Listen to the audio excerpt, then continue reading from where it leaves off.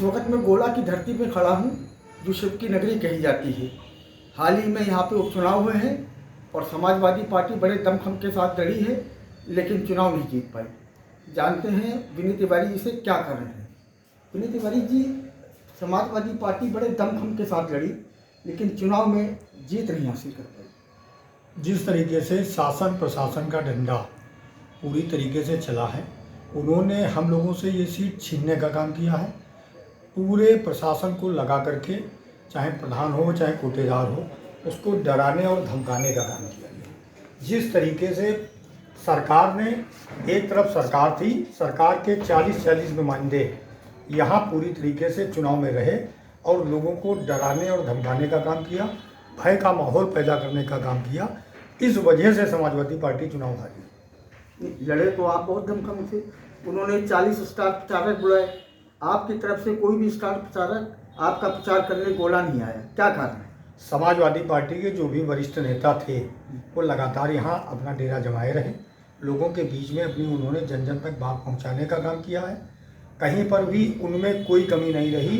कमी रही कि जो भय का माहौल बनाया गया गोला विधानसभा में, जिस तरीके से आम आदमी को प्रताड़ित करने का काम किया गया, यहाँ तक कि हमारे जो बूथ के प्रभारी थे उनको पुलिस चौकियों में बैठालने का भी काम भारतीय जनता पार्टी की सरकार ने और इस पुलिस विभाग ने किया है। इस वजह से हम लोग, चूँकि जो भय का माहौल था उसको व्याप्त करके ये चुनाव जीते हैं।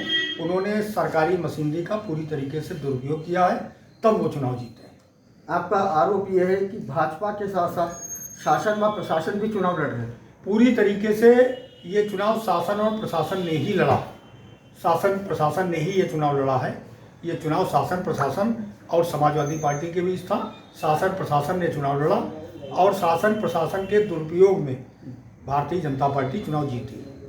एक आरोप आपने और लगाया था कि चुनाव से पूर्व 1 महीने की छुट्टी पे जो यादव लोग थे, यादव दरोगा थे, सीओ थे या चौकी इंचार्ज थे, उनको 1 महीने की छुट्टी पे भेज दिया गया था। ये इसका प्रत्यक्ष नमूना है कि कहीं न कहीं पूरी तरीके से उनको इस तरीके की व्यवस्था बनाना कि एक जाति विशेष के लोगों को छुट्टी पर भेजना, क्या ये तय करता है? ये तय है कि सरकार ने पूरी व्यवस्था के साथ प्रशासन को लगा करके, शासन को लगा करके पूरी ताकत के साथ चुनाव लड़ा है।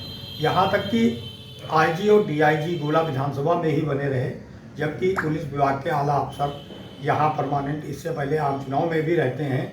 लेकिन जिस तरीके से आईजी और डीआईजी यहाँ परमानेंट डेरा जमाए रहे, इसका मतलब ये प्रतीत होता है कि साफ शब्दों में कि सरकार ने चुनाव शासन प्रशासन के दुरुपयोग से ही ये चुनाव लड़ा है। आपके नेता ने इसकी शिकायत क्या चुनाव आयोग को की थी? चुनाव आयोग को लगातार जो शिकायतें आती गई वो पार्टी के द्वारा कराई गई और चुनाव आयोग को लगातार ये शिकायतें भेजी।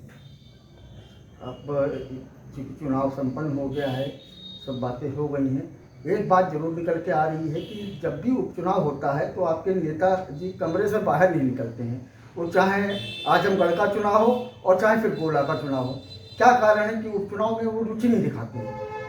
उपचुनाव में वो पूरी तरीके से रुचि दिखाते हैं, ऐसा गलत है।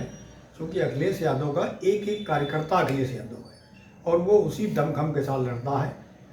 भारतीय जनता पार्टी पूरी तरीके से, क्योंकि शासन और प्रशासन का दुरुपयोग करती है, इन कारणों से ये सब बातें निकल करके आया करती हैं। एक कार्यकर्ता जब अखिलेश यादव है तो माननीय नेताजी हम लोगों के बीच में जो भी दिशा निर्देश हम लोगों को देते रहे, उसी आधार पर हम लोगों ने चुनाव लड़ा और चुनाव पूरी ताकत के साथ समाजवादी पार्टी ने लड़ा है। लेकिन शासन प्रशासन के दुरुपयोग की वजह से हम लोग चुनाव हारे हैं। अन्यथा चुनाव भारतीय जनता पार्टी समाजवादियों को कभी चुनाव हराने में सक्षम नहीं।